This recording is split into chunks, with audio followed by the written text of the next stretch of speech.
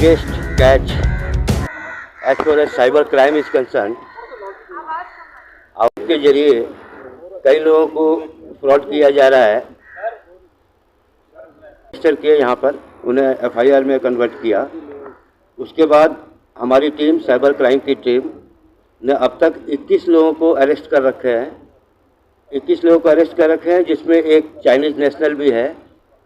और हम ये कह सकते हैं कि इस साल का चंडीगढ़ पुलिस का सबसे बड़ा बिगेस्ट अचीवमेंट यही केस है।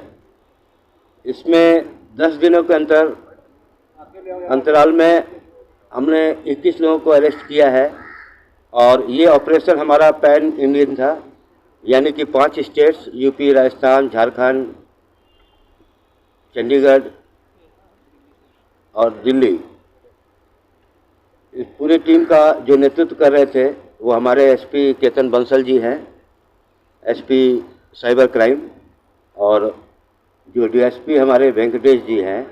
और इनकी सारी टीम ने मिलके और बहुत ही जल्दी जहाँ जहाँ इनको मदद की ज़रूरत पड़ी, कभी ट्रेन से, कभी फ्लाइट से, इतने क्विक ऑपरेशन करके इन सभी लोगों को पकड़ा गया है। इनका मोडस ऑपरेंडी ये था कि ये एसएमएस के जरिए एक लिंक भेजते थे कि आपको लोन चाहिए तो आपको मिल जाएगा। एक आदमी ने एसएमएस के जरिए उस लिंक को ओपन किया। लिंक को ओपन करने के बाद में एक ऐप आ गया कि आप इसको इंस्टॉल कर लीजिए, और कुछ ही देर बाद उसमें आ जाता है कि आपको 3,500 रुपये आपको लोन अमाउंट दे दिया गया है। उसने कहा कि हमने अप्लाई तो नहीं किया है, तो उसने अनइंस्टॉल कर दिया। लेकिन उसके सारे कॉन्टैक्ट्स और डिटेल्स उसके सेंडर के पास पहुंच गए, और उसके बाद फिर वो उसको ब्लैकमेल करने लगा। इसी मोडस ऑपरेंडी से जगह जगह इन लोगों ने कई लोगों को अभी तक फ्रॉड कर चुके हैं। और इसके बाद सारा जो माइन्यूट डिटेल्स है मैं अपने एसपी साहब को बोलता हूँ, वो आपको बताएंगे। इसमें सबने 2 पर्चे करे हैं और टोटल जो लॉस्ट अमाउंट है वो अराउंड 6 लाख रुपया है। तो मैं थोड़ा इस डिटेक्शन के बारे में बताता हूँ कि ये हमने 2 पर्चे रजिस्टर करे, और उसके बाद जो भी उसमें कॉलिंग नंबर्स वगैरह थे उनकी मदद से हम पहले जो एजेंट थे इनके, जो बंदों को कॉल करके एक्सटॉर्ट करते थे मनी, उन तक पहुँचे। तो जो 21 बंदे हैं, इनमें से 13 टेलीकॉलर हैं जो कॉल करते थे। उनके पास पूरा डाटा रहता था कि किसने कितना लोन लिया है, और उसके साथ में उनकी कॉन्टैक्ट्स और उनकी फ़ोटोज़ का एक्सेस भी रहता था। जो कि जो चाइनीज़ ऐप हैं, जब वो ऐप इंस्टॉल करवाते हैं तो वो फ़ोटोज़ और कॉन्टैक्ट्स का भी एक्सेस लेते हैं। तो वो सारा एक्सेस इनके पास रहता था। तो अगर इनके हिसाब से पैसे वापस नहीं आ रहे हैं तो ये फ़ोटोज़ को मॉर्फ करके न्यूड फ़ोटोज़ वो सब ये लोग बेचते थे। और इनके पकड़ने के बाद हम इनके टीम लीडर्स तक पहुँचे। तो इनमें से 5 टीम लीडर्स हैं जिन्होंने इनको आगे रिक्रूट करा हुआ था। तो ये पूरा मल्टी लेवल मार्केटिंग के कंसेप्ट पे इनकी ऑर्गेनाइजेशन चल रही है कि आगे 3-3, 4-4 बंदों को रिक्रूट करते थे। पर बंदे की सैलरी 11-12 हज़ार प्लस उनका कमीशन। और टीम लीडर्स के बाद हम इनका जो मास्टरमाइंड है, जो इंडिया में इस पूरे ऑपरेशन को चला रहा है, 60 बंदों की उसकी टीम है, वो जीतू बड़ाना।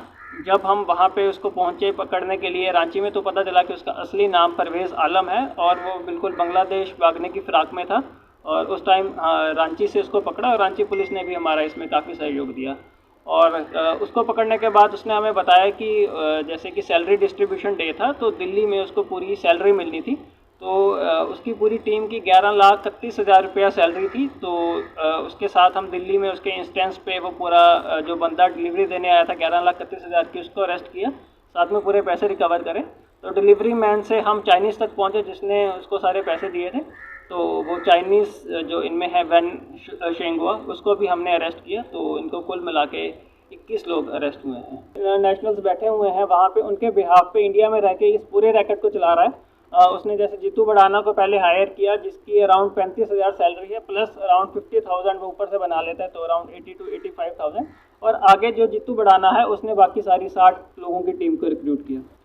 कुल 11,31,000 प्लस 6 लाख, 17,31,000 की रिकवरी हुई है।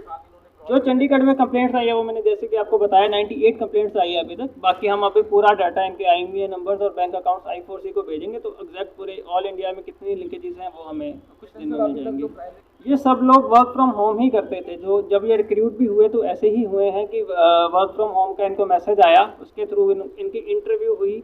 नोएडा में हमने 1-2 जगह आइडेंटिफाई करी हैं जहाँ पे कुछ लोगों की फिजिकल इंटरव्यू हुई है, कुछ लोगों की फ़ोन के थ्रू इंटरव्यू हुई है, और वहाँ पे इनकी ट्रेनिंग भी होती थी। फिजिकल इंटरव्यू हुई है, कुछ लोगों की फ़ोन के थ्रू इंटरव्यू हुई है, और वहाँ पे इनकी ट्रेनिंग भी होती थी। तो जो इनका कॉल करने वाला, जैसे ये 6 लोग हमने लक्ष्मी नगर से पकड़े हैं, ये एक रेंटेड घर पे रह के वहीं से लोगों को कॉल्स कर रहे थे। अभी तक जो डिटेल्स आई हैं इसमें जैसे एक ह्यूगो लोन ऐप आई है, एक AA लोन ऐप आई है, एक AK लोन ऐप आई है। तो इन लोन ऐप्स की जो हमने डिटेल निकलवाई है वो चाइना से ही है। हमने रिक्वेस्ट लिख दी है, और जैसे कि आपने न्यूज़ में देखा होगा 2 दिन पहले मिनिस्ट्री ऑफ फाइनेंस की तरफ से भी ये सब जो लोन ऐप्स है उनको बैन करने के लिए नोटिफिकेशन जारी किया गया है। बिल्कुल हम आगे की इन्वेस्टिगेशन में यही देखेंगे कि ये पैसे कहाँ गए हैं। हमने अकाउंट्स में भी अराउंड 45 लाख इसमें फ्रीज करवाया है।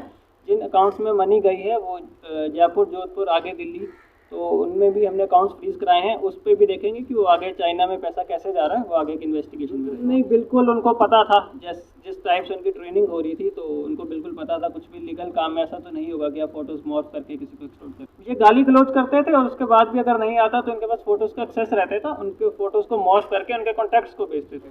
चाइनीज़ नेशनल ये 2019 में इंडिया में आया था, अभी इसका वीज़ा ऑलरेडी एक्सपायर हो चुका है, तो ही वॉज ओवरस्टेइंग।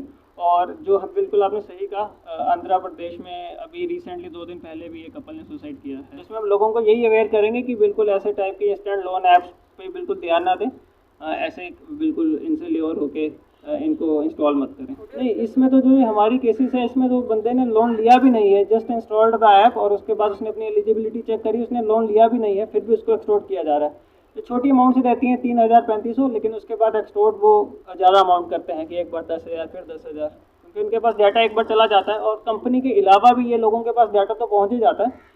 उसके बाद ये अपने पर्सनल अकाउंट्स में भी उन पैसे को डलवाने का काम करते हैं। जो हमारे केस में जो भी ये गूगल ये ऐप्स आई हैं, इनके लिए हमने लिख दिया है ताकि इनको ब्लॉक किया जाए, ऐप स्टोर से हटाया जाए। अभी हमने इनकी रिमांड ली है, इनका 4 दिन का रिमांड मिला है। अभी इनकी इंटेरोगेशन करेंगे, अभी इंग्लिश में बात हो रही है।